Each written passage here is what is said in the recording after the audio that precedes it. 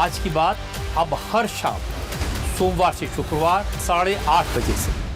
अब जिन अफवाहों की बात करने जा रहा हूं तो फिर वो अफवाहें आपको दूर करनी पड़ेंगी, नहीं तो लोग सच मान लेंगे उनको। तो ताज़ा अफवाह जो चली पड़ी है शिवसेना के साथ, तो देखिए आज हो गया। आज एक मीटिंग बुलाई थी उद्धव ठाकरे के कहने के ऊपर। जो उनके साथ 3 लोकसभा के सांसद बचे हैं, उनमें से जो सीनियर मोस्ट सांसद है, वो जो चीफ विप भी हैं, उन्होंने मीटिंग बुलाई। यूबीटी के सांसद की सबको बुलाया जाए। कुल 9 हैं। 6 के टूटने की खबर कल तक थी, कल तो गाली वाली दे दी थी संजय राउत जी ने।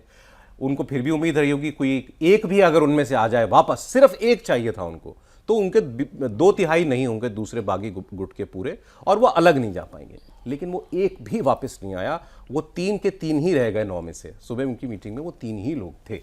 तो ये तो अफवाह अब रह नहीं गई है। उन्होंने तो अब सेपरेट अपना जो है एक इंतज़ाम कर लिया है। लेकिन देवेंद्र बता देंगे कि कल रात से लेकर अब तक क्या हुआ। ये तो समझ भी नहीं आई, ये मीटिंग उन्होंने बुलाई किस लिए थी।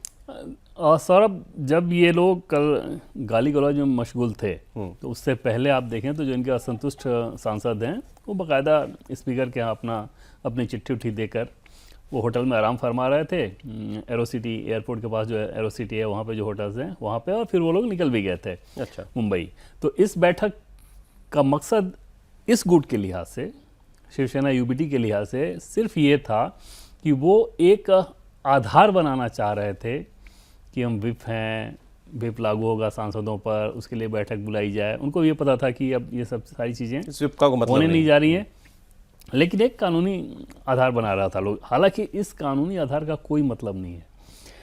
चीफ विप ने बैठक बुलाई और उस बैठक में कोई सांसद ना जाए, इससे कोई अनुशासनहीनता का मामला नहीं माना जाता।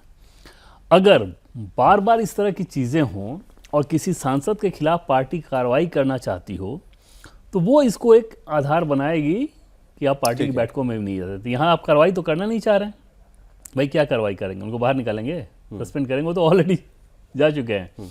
तो ये सब चीज़ें दिखावे के लिहाज से है। अब कारण बताओ नोटिस जारी करने को बोला गया कि कारण बताओ नोटिस जारी करेंगे, सोकॉज नोटिस जारी करेंगे। तो इन सारी चीज़ों का कोई मतलब नहीं है। और विप, सौरभ, जब बिल पर वोटिंग होता है उसके लिहाज से ही वो होता है, बाकी सामान्य तौर पे बैठकों के उसका कोई मतलब लेकिन स्पीकर साहब के पास तो चिट्ठियां जमा होती जा रही हैं। अभी टीएमसी वाली 2 चिट्ठियां पहुंची हुई हैं उनकी दोनों ग्रुप्स की, अब इनकी 2 पहुंच गई हैं निश्चित तौर पे। और उनकी माथापच्ची सोचिए, तमाम लीगल एक्सपर्ट से वो बात कर रहे हैं, क्योंकि अपनी कुर्सी का भी है गरिमा, पद की गरिमा मर्यादा इस रूप में रहती है कि जब भी कोई आप डिसीजन लें तो एक ठोस निर्णय होना चाहिए और कानून सम्मत वैधानिक तौर पर। टीएमसी वाला तो काफी दिन हो गए, लेकिन अब उसमें तो अभिषेक बनर्जी को बोला भी गया था कि उनको तो बोला है, शायद आज ही जाना था शायद उनको। तो उनको बोला भी गया था, लेकिन वहाँ पे उनको क्योंकि स्कूल वाले मामले में पूछताछ वगैरह सारी चीज़ें चल रही हैं।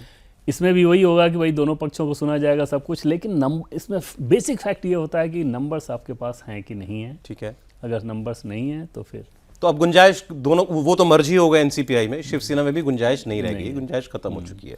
और आप सोचिए सौरभ कि अगर किसी प्रकार की गुंजाइश की ये उम्मीद करते भी, तो उस तरह की गाली निकालकर आप गुंजाइश आज भी वही कर। संजय राउत ने कल प्रेस कॉन्फ्रेंस में गाली दी और फिर कहा इसको काटना मत, इसको जरूर दिखाना। आज उन्होंने पार्लियामेंट में, जहां जिस भी कमरे में उनकी मीटिंग होने वाली थी, वहां फिर कैमरे पर रिपोर्टर्स के सामने बार बार एक शब्द का इस्तेमाल किया, गाली का इस्तेमाल किया, बार बार करते रहे। और आज भी कहा कि यह दिखाना जरूर। फिर उसके बाद वो एयरपोर्ट पहुंचे।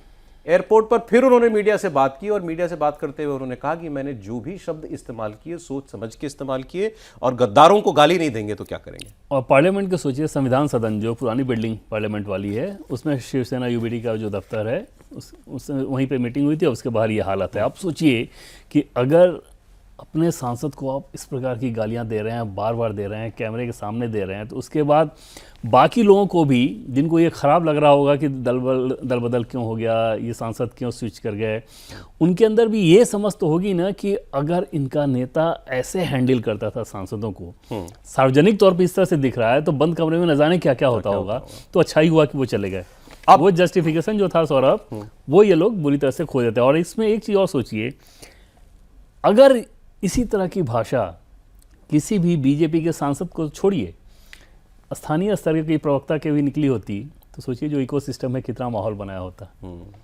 और यहाँ पर किसी को मुख्य प्रवक्ता नेक्स्ट टू उद्धव ठाकरे हैं, राज्यसभा सांसद हैं, वो अपने सांसद के बारे में इस तरह से गालियाँ निकाल रहे हैं।